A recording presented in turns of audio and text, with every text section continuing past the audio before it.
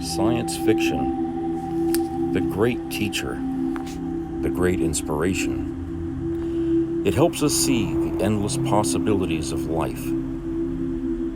So let's be inspired together. Commitment from Motel. We are all explorers, driven to know what's over the horizon, what's beyond our own shores.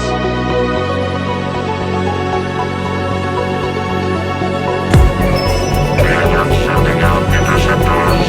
We have taken them completely by surprise.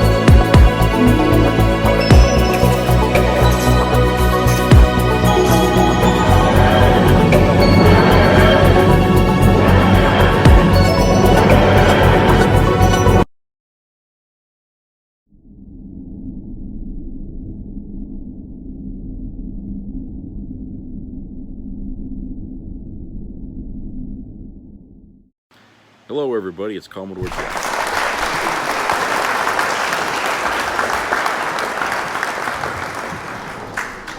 Well, I hope everybody had a great week. It's been a nice week here in Maine. The last couple of days it's been a little bit more cloudy, but it's still been nice weather-wise, temperature-wise. And so we've had a very good week and a half, I guess, of good weather here, which is kind of unusual for this state. So I'm still kind of like waiting for the thunderstorms and everything to kick in. There were a few on the western side of Maine and up north. There were a few thunderstorms there, but nothing really to speak of. But yeah, that's you know, that's the way it is around here. So this week, Sunday, Monday, Tuesday, Wednesday, and Thursday, yesterday, I spent those days watching the book of Boba Fett on Disney Plus, and I have to say it was a very, very good little 6-part series there. It starts off answering the question, how did Boba Fett survive the Sarlacc pit? Okay, because as you know, in Return of the Jedi, that's where we left him. Presumably to die, but we all know he didn't die because, you know, his character continued on even after that. So we needed to know how he got out of the SO. We find out, and we find out that in the process of saving himself, thanks to all those gadgets that he has wearing that Mandalorian uniform, he gets found by Sand People. And he basically develops a connection with these people, and learns some new way of fighting using their gaffy stick. Apparently there's a lot that comes to having a gaffy stick. Is it just something, you know, you pick up like a, you know, like a pitchfork or something? You have to earn that gaffy stick. It's a special thing. It's like a lightsaber to them.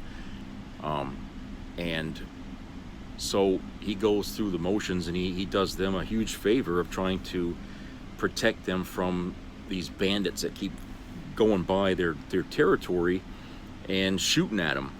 Okay, and so you know, he steals a whole bunch of speeder bikes, and he teaches them how to use them. And it levels the playing field considerably, and they were able to stop this hover train from passing through their territory, which is a piece of what the larger story is about, you know, who's in charge now after Jabba the Hutt died. And apparently Boba Fett gains control of Jabba's palace. And, you know, he's more or less the one running the palace. The Hutts try to get it back from him because it's their property, but you know, that doesn't work because Boba Fett's too tricky. Plus his Slave One ship is still in there. You know, after Return of the Jedi, no one ever picked it up, so it's still sitting in the hangar in Jabba's palace. So he wants his ship back, but at the same time, you know, Boba Fett has decided to bring some law and order to the territory around there because it's kind of after Jabba died, the whole planet of Tatooine is pretty much going up for grabs here with the worst of them. So he figures that he owes it to Tatooine and the Sand People and all that to try to bring stability there, however he can. And it's a good story about how unifying people together can really accomplish a great deal. And even though these people were afraid, standing alone, yeah, they're afraid. But when everybody is together, and sun's coming out, when everyone is together and they're doing going for a set goal, it's a very it's more bold, and it's, when you find yourself in strengthened willfully anyway to pitch in and help, and I think that's kind of what it was, is people were afraid of helping Boba Fett do what he wanted to try to do for the people here. He didn't want to create a palace of fear like Jabba did. He wanted to create a palace of trust, and which is kind of weird for a bounty hunter to want to go down that route, but that's kind of how what rubbed off on him being with the Sand People for so long, is that he kind of learned some things, that maybe bounty hunter was never really that fulfilling for him his whole life, and I guess he figured it was time to turn a new leaf over, and so he really seems to make himself kind of a presence there on that planet. I mean, even though he's got fellow what you'd call bounty hunters or former bounty hunters around with him, he's sort of the leader of it, and he pretty much changes his character quite a bit, at least for that part. But like I said, it was a very good story to kind of answer some things about what happened to Boba Fett, and then a story that says, well, what was he doing after he was saved from the Sarlacc pit? What has he been doing since? So you have to remember, during this period, the Empire is like in shambles. Okay, there's really no Imperial presence at all on Tatooine. They've kind of fled, and as we know, they pull back out of a certain region of the central core planets and try to regroup. That part, we know about through the animated Star Wars episodes, which are all part of the canon Star Wars now. So even if they're animated, they're still considered part of the story. And they've been holding true to form by bringing cartoon characters from that and making them real life, in CGI or somebody in costume, bringing them out so yeah, they don't abandon anything that was done in like the Clone Wars or whatever. They're just reintroduced, a lot of them. Plus they also give us a little bit of update what happened to Grogu, the little Yoda looking child, who really isn't a child by our standards, because if we find out that Grogu was actually around during the Clone Wars. He was actually in the Jedi Temple when the stormtroopers were coming in, or the troopers were coming in slaughtering the Jedi. So Grogu was there at the time. So we find out that he probably was being taught how to use the Force way back then, and possibly had forgotten how to use it. And Luke Skywalker finds out that when he's been teaching Grogu on his planet that he's made sort of a school for future Jedi, he's finding out that Grogu sort of kind of catches on really quick, because it's like he senses that he's like trying to remember things, like how to levitate stuff and all that, and it's like he understands how to do certain things. So that probably means that Grogu has a memory gap somewhere, that he doesn't really, remember his origins so much. And so Luke tries to help him a little bit with that, to see if they can use the Force to help him see the areas of his mind that still have the memories of what he was doing. But yeah, apparently Grogu goes all the way back to the Clone Wars, and because those creatures live a long time. Yoda was over 900 years old by the time he passed away. So Grogu at the age he is now, probably been around for quite a while. Even before Phantom Menace, probably. We just think of him as a baby, but he's just a creature that it takes a long time for him to come out of the babyhood and then going into the childhood, and then by the time he reaches adulthood, about 200 years have gone by. So it's a very slow process for these beings to grow up, as it were. And and then we find out, Luke has had Yoda's lightsaber all this time, and he gives it to Grogu to practice with,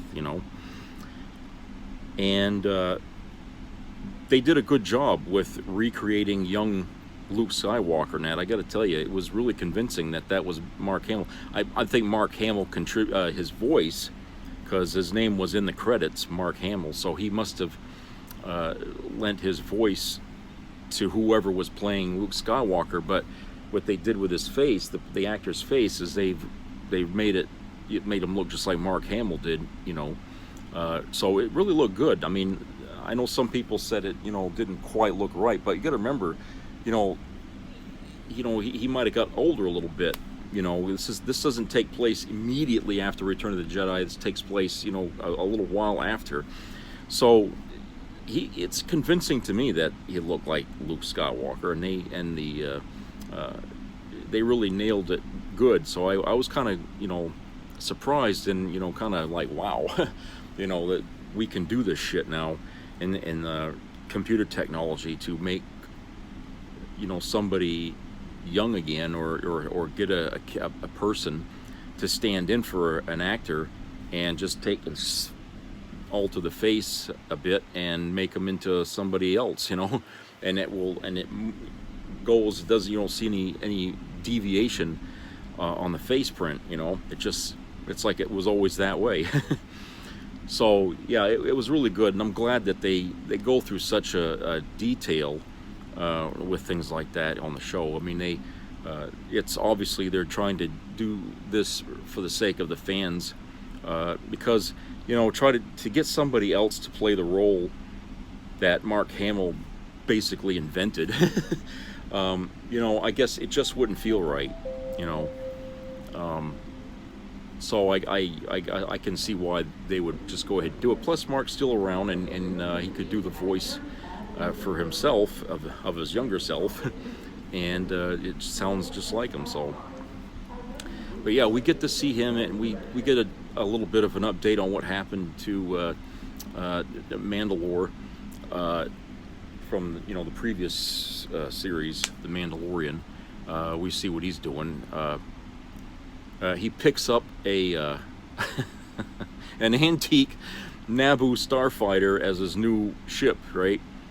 And it's kind of funny, the whole setup to that, when he's presented with this thing, and it's all broken and and old and shit, and he has to kind of restore it in a way to make it work, and he gets it to work, and they do a pretty good job making it look like it's been retrofitted, and they added some things onto it and everything, but it gives him, well, I would say, it's kind of it would be a little bit of a problem, because when he had the other ship, I mean, he had cargo space, right? I mean, this guy goes around, and that's how he made his money, was by moving around cargo. Can't really do that with a Naboo starfighter. It's just a fighter, okay? It's not a hauler. It's just a means to get around. But if he wants to traffic around cargo, he's going to need something bigger than that, which is, I think, why he didn't initially like it at first, that this was going to be his ship that a person that he knew had found for him and was going to let him have. But I think he was looking more for something that can, you know, that it had a cargo hold in it. So I don't know. It was kind of funny that they would bring that ship back, you know, from way somebody would still have one of those things laying around. But they boost it considerably, so the damn thing flies like a bat out of hell now. So, but it was a lot of fun because Boba Fett sort of, he gets a pet delivered to him by the Hutts, and it's another one of those giant Rancors, because they killed the one that was in there, remember, in the palace in Return of the Jedi. So they didn't have a Rancor in the Rancor pit anymore. So the Hutts deliver him as a peace offering a Rancor to put back in there. And what we find out is that, which kind of answers a little bit about why the Rancor was so, you know, nice to the people that, you know, fed him and everything, is that you cover the eyes of the Rancor, okay, and then when you uncover them, the person that he sees in front of him, he imprints on that, okay, and that becomes his new pal, so to speak. So the Rancor is really friendly with Boba Fett, and Boba Fett treats him, you know, like a big pet, you know, and so he wants to train him because he wants to ride him. Okay. Well, later we find out how this came in handy in the episode, in this little series, that when the odds were turning against him, the Rancor changed the playing field considerably, and that's kind of funny, that whole setup there. But it made for a great ending to the 6-part series. Okay, it was a great way to end, you know, having this big climactic battle at the end and on Tatooine, and you know, you got the Rancor and all the robots and all the other spice dealers and everybody out there, just, you know, going to war in a Tatooine city, and they bring Cad Bane into it, which was a character that we were introduced to in the Clone Wars, the cartoon series. So they bring Cad Bane into it, and so we get to see him in real life, you know, and that was pretty cool, seeing how they took him from animation into you know, live action. So I was like, wow, the Cad Bane, I mean, that was like the perfect place to bring that character in on Tatooine, because it felt like a story from the Old West. Everything felt like the Old West, you know, because, like I said, it was a lawless Tatooine, you know, it's every man for himself, so everybody walks around armed, you know. So it was basically kind of like that, because, like, you know, the Mandalorian, the other TV show before this, kind of felt like that too, because a lot of it was on Tatooine again. So like Tatooine is always like the main planet for every damn story in Star Wars, it seems like. But it felt like the Old West too, and I think that approach to the Mandalorian and Boba Fett was a good idea, because those two characters are sort of like gunslingers, okay, from the old days and stuff, and they deal with things in the manner like we see, you know, in those old Western shows. So it fits really well with Tatooine, because it's desert, right? I mean, a lot of the cowboys movies and stuff like that took place in deserts, you know, or areas that didn't have many trees. And the people living there are struggling, you know, to survive on whatever they can get. You know, they got water evaporated as well. Water was another thing in the Old West that was hard to, you know, for people to get. They had to drill wells in the ground to get to water, you know. So there's a lot of parallels here to Tatooine in the Old West, and so they treated these shows like westerns, okay. and it fits well because everything that you see happening in The Mandalorian and Boba Fett, you can almost imagine it being watching an old Western on TV. You know, everything kind of, you could see the parallels as the show goes, you know, and I kind of like that, you know, the way they did it this way. So it really, Westerns weren't, they're not really bad. I mean, I know it's really not my favorite genre of watching things, but usually the Westerns have a good story in there, inside the main story, and it also brings out a lot of character in the actors and the characters they're portraying. It opens the door up to a lot of fleshing out of characters and stuff in the Old West, because it doesn't, it has to be about story, because there's really nothing else, to offer it. Even though this is Star Wars, and there's a lot of Star Wars things you like to see, at the end of the day, they sacrifice a lot of that, a lot of the visual things, to give you a story, to give you an insight into the character, to answer your questions about this character. And that's what I like, is they do take the time to do this right. There is a certain affection for these characters that you see, that comes through loud and clear when you watch this, Boba Fett and Mandalorian.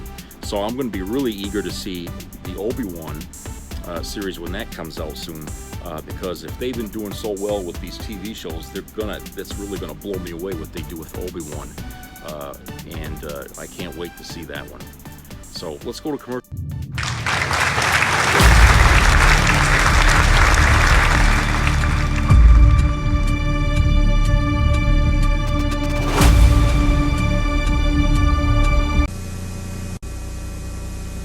Why change a good thing? That's what I asked when Oldsmobile redesigned the Delta 88. Oh, then I drove it. Wait till you see how it handles. There's front-wheel drive, too. But inside, plenty of room to stretch. Our Delta 88 is the family car that didn't forget the family. Some things never change. Borrow the car, Dad? Some things never change. 6.9 financing on new Delta 88s. Finance rates will be higher as length of contract increases.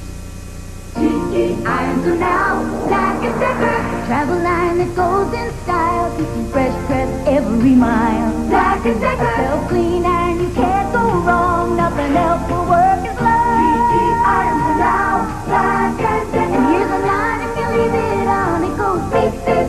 And if you don't return, nothing's gonna burn, cause it turns itself off. GE Irons are now Black & Decker. Black & Decker. SOS introduces a glass cleaner that really works. Glassworks. Glassworks made with vinegar instead of ammonia cleans better than Windex. New Glassworks with vinegar cuts through the toughest greasy smudges faster and easier, so there's less work for you. And everything you clean is shiny and streak-free. New Glassworks made with vinegar cleans with less work. Maybe it works too well.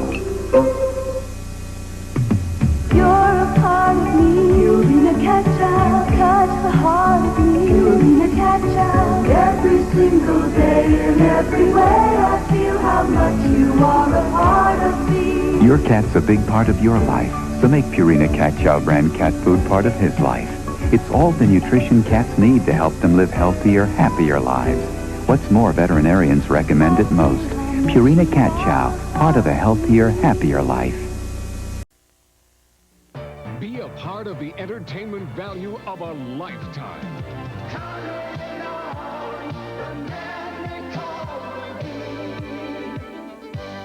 I loved it. It was the best performance I've seen in a lifetime. I loved the show. I liked it very much. He's a very entertaining man. It's well worth the money. Now appearing in Charlottetown, coming to Halifax November 6th to the 18th, and St. John November 20th through the 26th.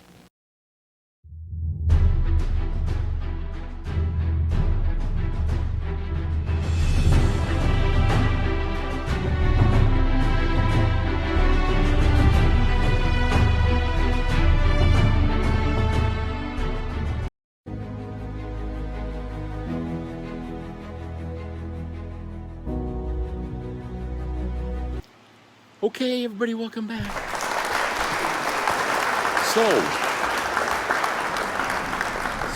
Another TV show that I have been watching, that I finished watching last week, but I wanted to save for later to discuss, was the Bates Motel. Okay, now I'm sort of a fan of the Psycho series of movies that they've made. Anthony Perkins is an actor I like, because there's a lot of other things he's acted in that I like too. But Psycho was one of my favorite horror flicks and stuff.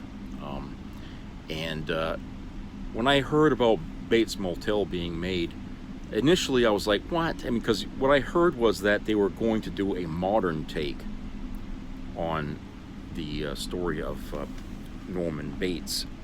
And I saw like the clips they were showing didn't really inspire me to really want to watch it. Okay, and so I just kind of said, nah, I ain't gonna mess with that, because that's just, you know, if Anthony Perkins isn't in it or something, and if they're going to change the story a little like they said they're going to do, then who knows what else they're going to screw up with it. I just don't trust remakes of things. Okay, you know, you know, whenever they talk about a remake, you know, red flags go up, because, you know, I figured, you know, they're not going to treat it right. You know, someone's got their own idea of how the story should have went, and they're going to do it. And we've seen many times in Hollywood how when somebody tries to dip their toe into the waters, so to speak, to change what's there and make it in their own way, you know, the people watching usually walk out of the theater disappointed, because they don't see any resemblance to what made them enjoy, you know, the material originally. You know, like catching lightning in the bottle, it doesn't work the second time around when you remake something, you know. So anyway, I decided last week that I was going to watch Bates Motel, because I really didn't have anything else to watch. There was, you know, I think it was at the time, you know, Picard had just finished, and so I decided I was going to watch that, and so I did. And I watched it, and it's I think it's 5 or 6 seasons long, if I remember right.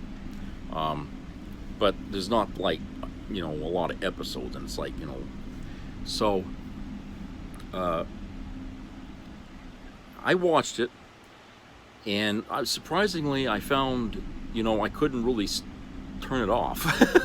You know, I was watching it, and even though they said it was a modern take on Psycho, it didn't really show too much modernity in its retelling of the story.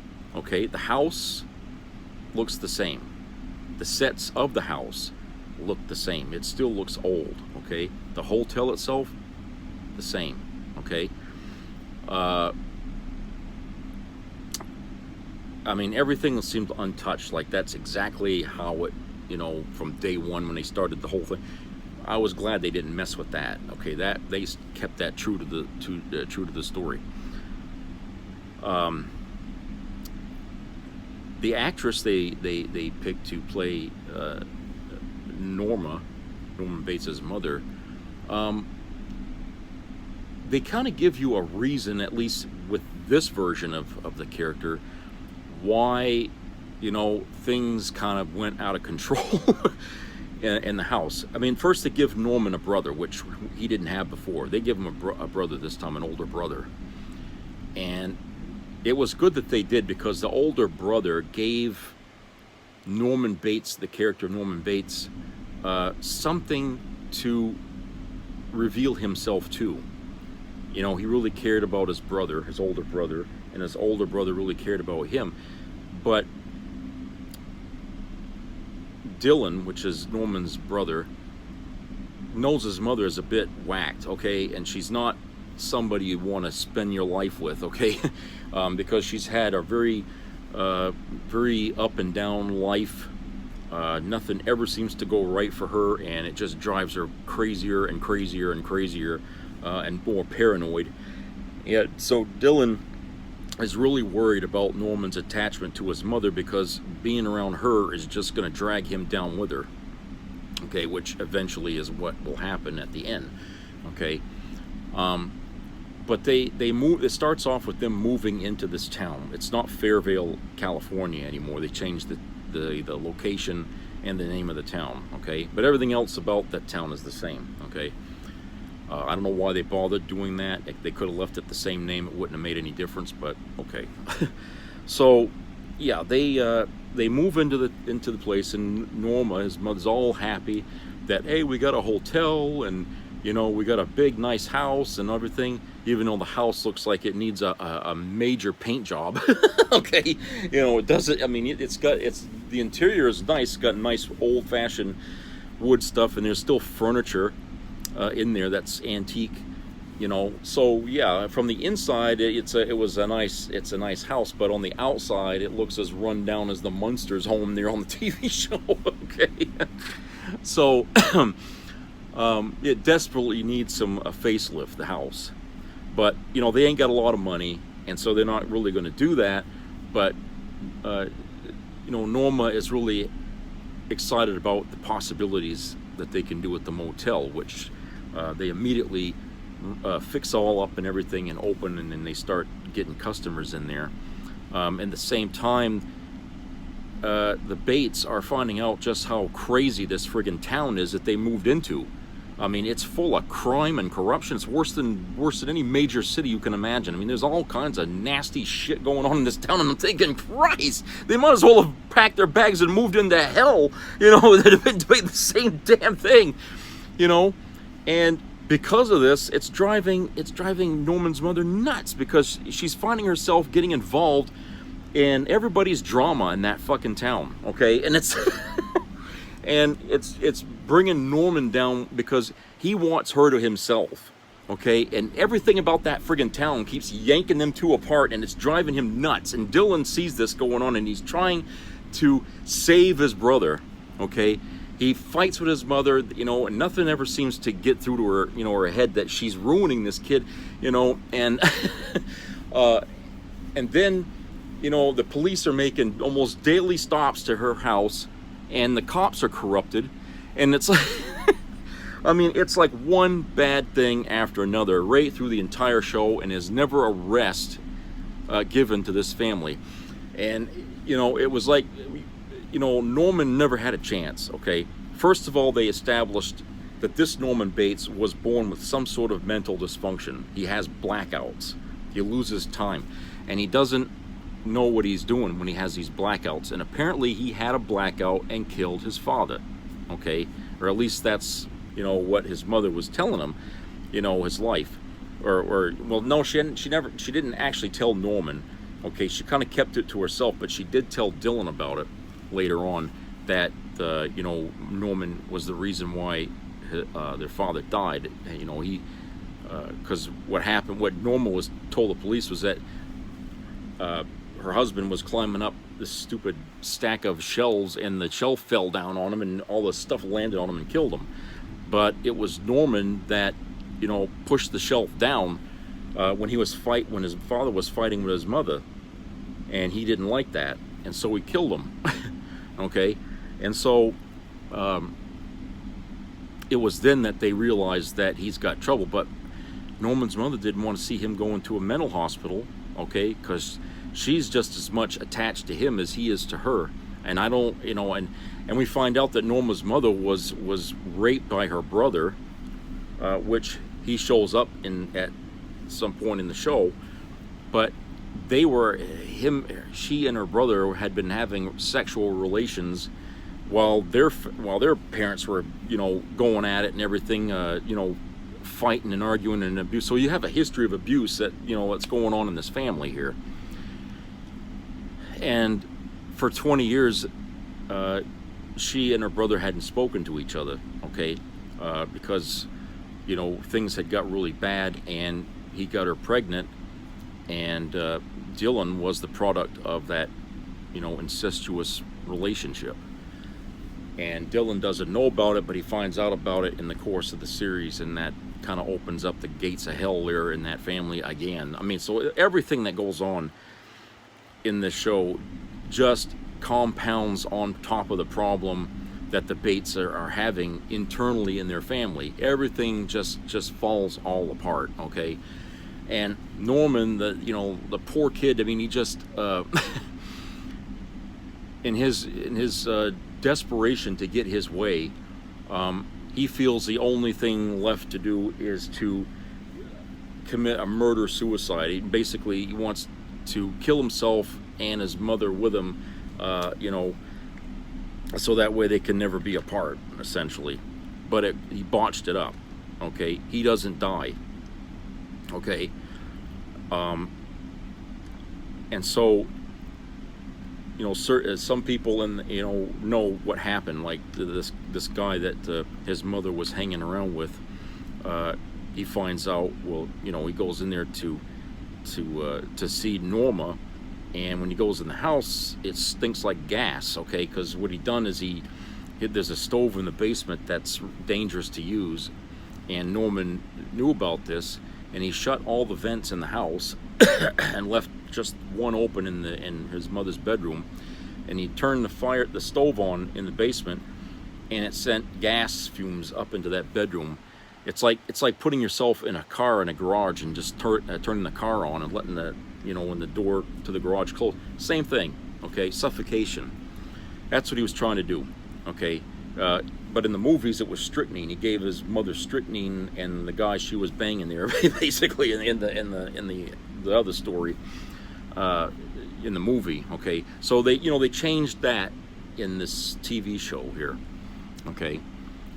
Because they tried to make Norman more tragic than he appeared in the movies, okay? They wanted to give him more of a, sympathetic kind of a view by the audience, that, he's just being neglected every which way, and, they want you to feel his frustration. So when it comes to the point where he does what he does, you don't feel like, oh my God, I can't believe, you feel like, well, this was bound to happen. You know what I'm saying? And you're kind of going along with it, and you're seeing the reasoning behind it all. So it doesn't surprise you. It just seems like, why did it take so long for him to get to this point? So, so it was overall, it was a really good series. Okay. I was really impressed with it, and I really liked it. They really did a good job of not overemphasizing the fact that this was supposed to be a modern take on it, okay? They didn't really drench it with things. I mean, yeah, there's some people walking around with cell phones and stuff like that, but it wasn't really like, a thing that you saw a lot of. I mean, Norman had a computer in his bedroom, but there wasn't too many scenes show with him using it. So, it's really good. I mean, it wasn't like, you get, like I said, they were trying to reinvent it, as it were. They kind of just took the existing story and added a few things into it, took a few things out for the sake of the series. They actually changed the outcomes of certain characters to surprise you. They didn't want you to be able to predict everything that was going to happen in the story. They actually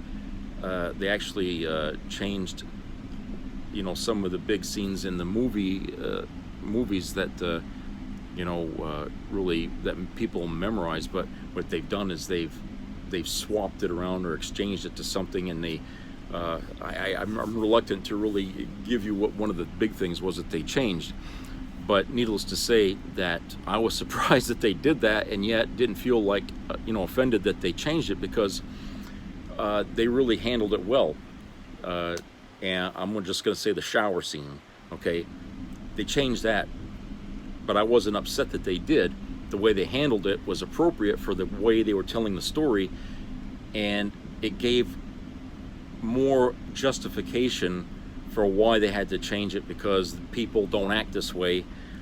They act in a certain way where they feel like they got to tackle a problem on their own, and then maybe sometimes that gets people in trouble, and not just some random violence, from a stranger, that something else would happen.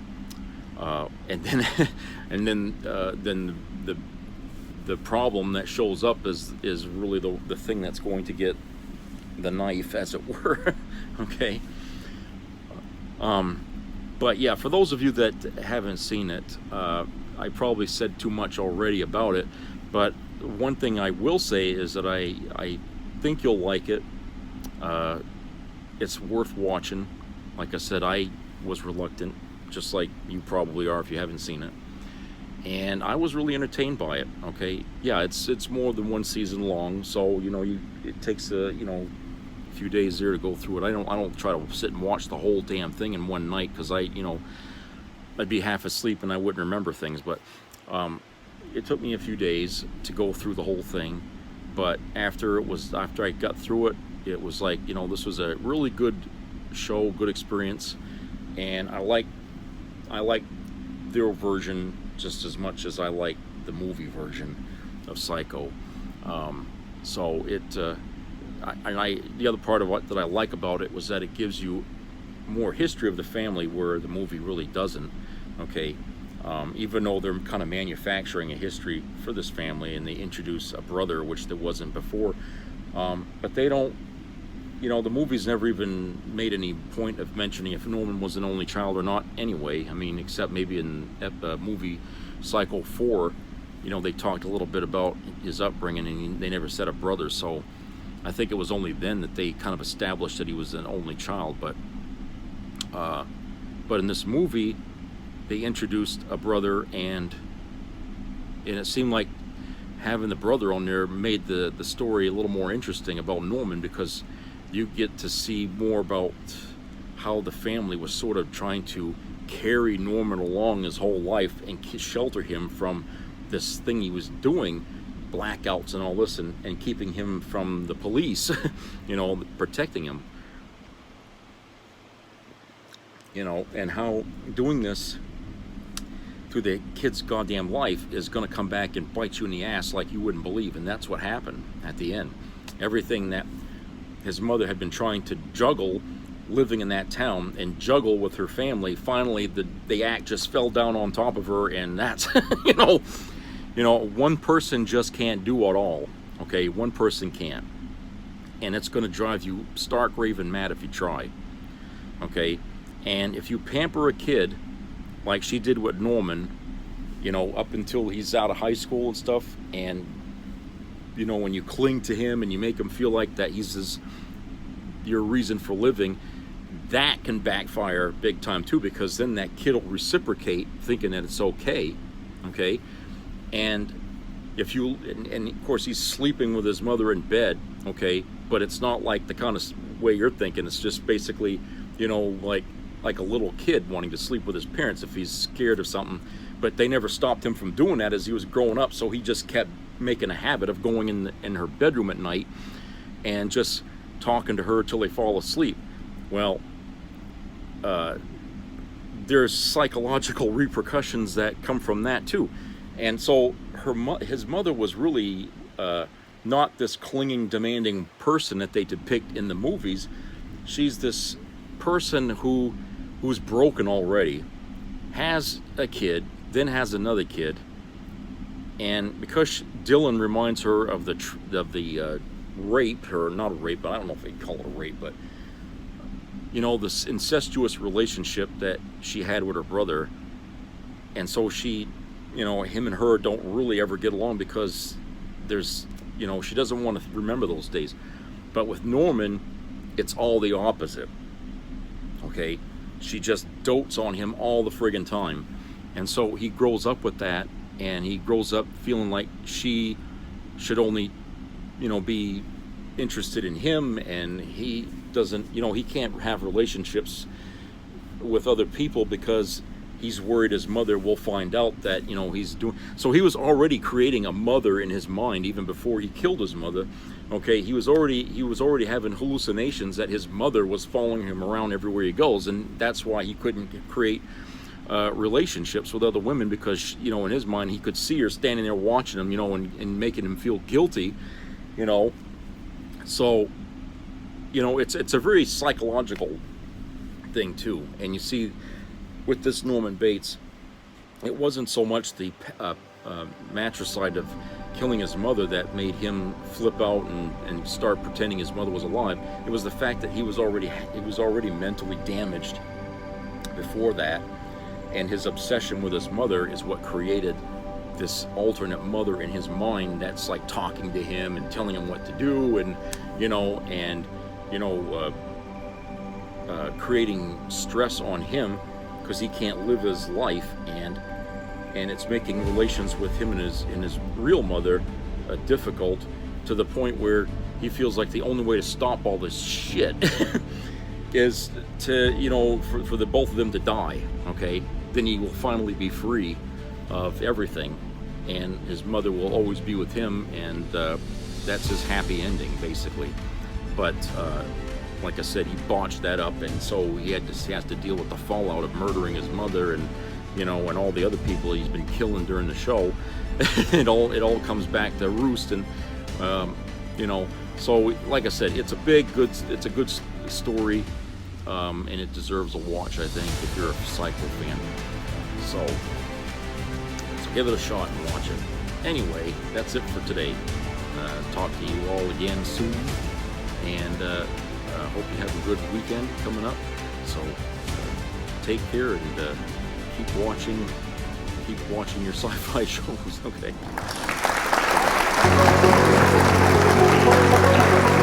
We are all explorers, driven to know what's over the horizon, what's beyond our own shores.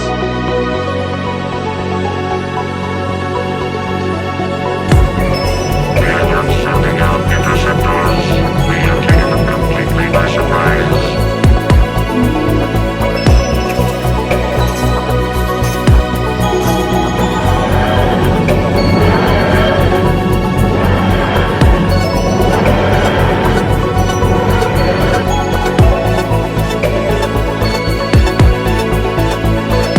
Because I think that the tradition of an engineer is a Scot.